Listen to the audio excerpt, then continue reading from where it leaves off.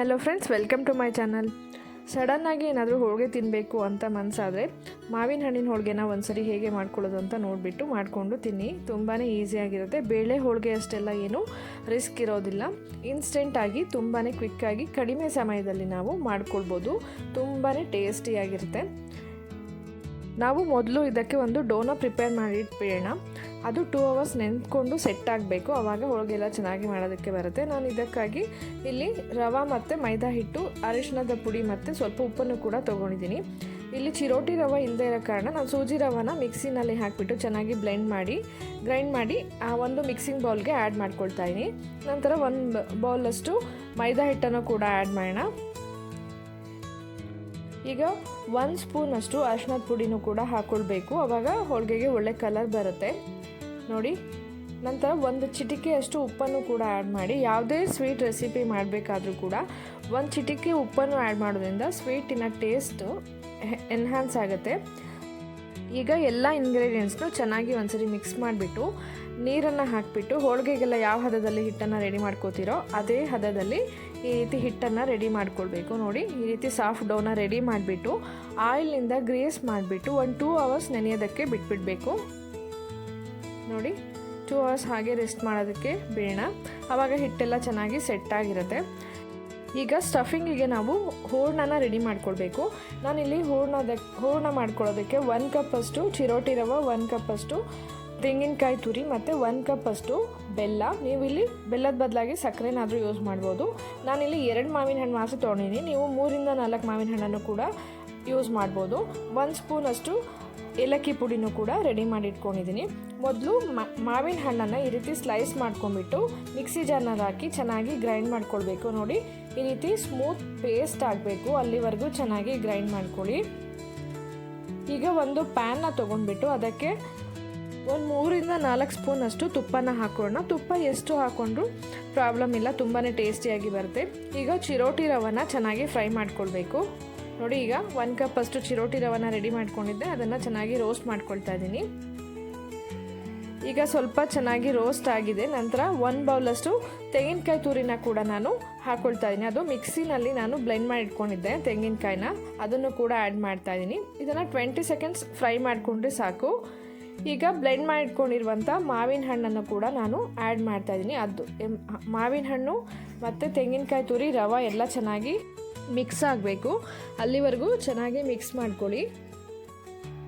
ಈಗ 1 ಬೌಲ್ ಆಗೋಷ್ಟು ಬೆಲ್ಲನ ನಾನು ಆ್ಯಡ್ ಮಾಡ್ಕೊಳ್ತಾ ಇದ್ದೀನಿ. ನಿಮ್ಮ ಮನೇಲಿ ಯಾವ ಬೆಲ್ಲ ಯೂಸ್ ಮಾಡ್ತೀರೋ ಅದನ್ನೇ ಹಾಕೋಬೋದು.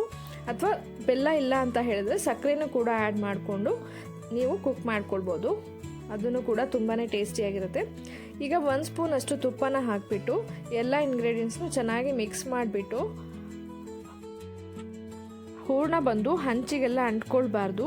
ಅಲ್ಲಿವರೆಗೂ ನೀವು ಚೆನ್ನಾಗಿ ಈ ರೀತಿ ಕುಕ್ ಮಾಡ್ಕೊಳ್ಬೇಕು. ನೋಡಿ, ಈಗ ಹೂರಣ ಹಂಚಿಗೇನು ಅಂಟ್ಕೊಳ್ತಾ ಇಲ್ಲ, ಆ ರೀತಿ ಚೆನ್ನಾಗಿ ಕುಕ್ ಆಗಿದೆ. ಈಗ ನಿಮ್ಮ ಹೂರಣ ಎಲ್ಲ ಚೆನ್ನಾಗಿ ರೆಡಿಯಾಗಿದೆ. ಈಗ ಲಾಸ್ಟಲ್ಲಿ 1 ಸ್ಪೂನಷ್ಟು ಏಲಕ್ಕಿ ಪುಡಿನ ಆ್ಯಡ್ ಮಾಡಿಬಿಟ್ಟು ಫ್ಲೇವರ್ಗೆ ಚೆನ್ನಾಗಿ ಮಿಕ್ಸ್ ಮಾಡಿ. ನೋಡಿ, ಈಗ ಹೂರಣ ಎಲ್ಲ ಸ್ವಲ್ಪ ತಣ್ಣಗಾಗಬಿಟ್ಟು ತಣ್ಣಗಾದ ನಂತರ ನಿಮಗೆ ಎಷ್ಟು ಸೈಜಲ್ಲಿ ಬೇಕೋ ಅಷ್ಟು ಸೈಜಲ್ಲಿ ಉಂಡೆಗಳನ್ನಾಗಿ ಮಾಡಿಟ್ಕೊಳ್ಳೋಣ.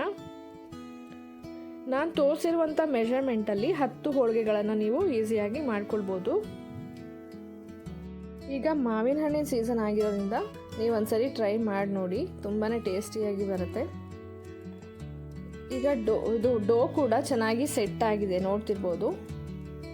ಯೂಶ್ವಲ್ ಆಗಿ ಕಾಯಿ ಹೋಳಿಗೆ, ಬೇಳೆ ಹೋಳಿಗೆ ಎಲ್ಲ ಯಾವ ರೀತಿ ಫಿಲ್ ಮಾಡ್ಕೊತೀರೋ ಅದೇ ರೀತಿ ಇದನ್ನು ಕೂಡ ಫಿಲ್ ಮಾಡ್ಕೊಳ್ಬೇಕು.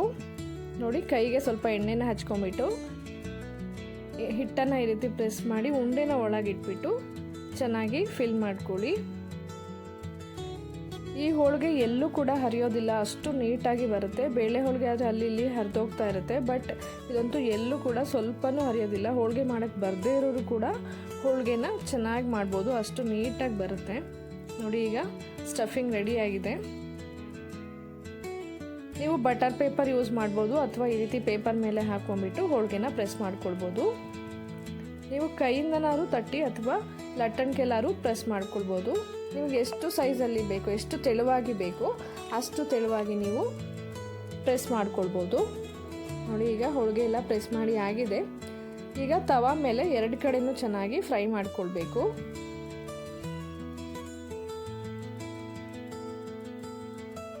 ದೋಸೆ ತವ ಅಥವಾ ರೊಟ್ಟಿ ಮಾಡೋ ಹೆಂಚಲ್ಲಿ ಕೂಡ ನೀವು ಹೋಳಿಗೆನ ಫ್ರೈ ಮಾಡ್ಕೊಳ್ಬೋದು. ಮಾವಿನ ಹಣ್ಣಲ್ಲಿ ವಿಟಮಿನ್ ಸಿ ಎಲ್ಲ ತುಂಬಾ ರಿಚ್ ಆಗಿರುತ್ತೆ. ಬೆಲ್ಲ ಎಲ್ಲ ಯೂಸ್ ಮಾಡೋದ್ರಿಂದ ಇದು ಹೆಲ್ತಿಗೆ ಕೂಡ ತುಂಬಾ ಒಳ್ಳೆಯದು ಅಂತ ಹೇಳ್ಬೋದು.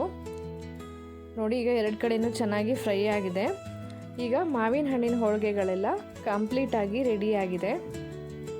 ಎಲ್ಲೂ ಕೂಡ ಹರಿದೋಗಿಲ್ಲ, ತುಂಬ ನೀಟಾಗಿ ಬಂದಿದೆ. ಮಾವಿನ ಹಣ್ಣನ್ನು ನ್ಯಾಷನಲ್ ಫ್ರೂಟ್ ಅಂತಲೇ ಹೇಳ್ಬೋದು. ಇದು ಹಾರ್ಟ್ ಹೆಲ್ತ್, ಐ ಹೆಲ್ತ್ ಮತ್ತು ಸ್ಕಿನ್ನ ಕೂಡ ಗ್ಲೋ ಮಾಡುತ್ತೆ, ಇಮ್ಯುನಿಟಿನ ಬೂಸ್ಟ್ ಕೂಡ ಮಾಡುತ್ತೆ, ಹೆಲ್ತಿಗೆ ತುಂಬಾ ಒಳ್ಳೆಯದು. ಸಡನ್ನಾಗಿ ಮನೆಗೆ ಗೆಸ್ಟ್ ಬರ್ತಾರೆ ಅಂತ ಹೇಳಿದಾಗಲೂ ಕೂಡ ನಾವು ಕ್ವಿಕ್ಕಾಗಿ ಮಾಡ್ಕೊಳ್ಬೋದು. ನಾನು ಈಗ ಹಾಲು ಮತ್ತು ತುಪ್ಪದ ಜೊತೆ ಬಿಸಿ ಇರುವಾಗಲೇ ಹೋಳಿಗೆನ ಸರ್ವ್ ಮಾಡ್ತಾಯಿದ್ದೀನಿ. ನೀವು ಕೂಡ ಇದೇ ಮೆಥಡ್ನಲ್ಲಿ ಒಂದ್ಸರಿ ಟ್ರೈ ಮಾಡಿ. ರೆಸಿಪಿ ಹೇಗೆ ಬಂತು ಅಂತ ಕಮೆಂಟ್ ಬಾಕ್ಸಲ್ಲಿ ಕಮೆಂಟ್ ಮಾಡಿ ತಿಳಿಸಿ. ರೆಸಿಪಿ ಇಷ್ಟ ಆದರೆ ಲೈಕ್ ಮತ್ತು ಶೇರ್ ಕೂಡ ಮಾಡಿ. ಯಾರ್ಯಾರೆಲ್ಲ ಇನ್ನೂ ಸಬ್ಸ್ಕ್ರೈಬ್ ಆಗದೆ ನೋಡ್ತಾ ಇದ್ದೀರೋ ದಯವಿಟ್ಟು ಸಬ್ಸ್ಕ್ರೈಬ್ ಮಾಡ್ಕೊಂಡು ನೋಡಿ.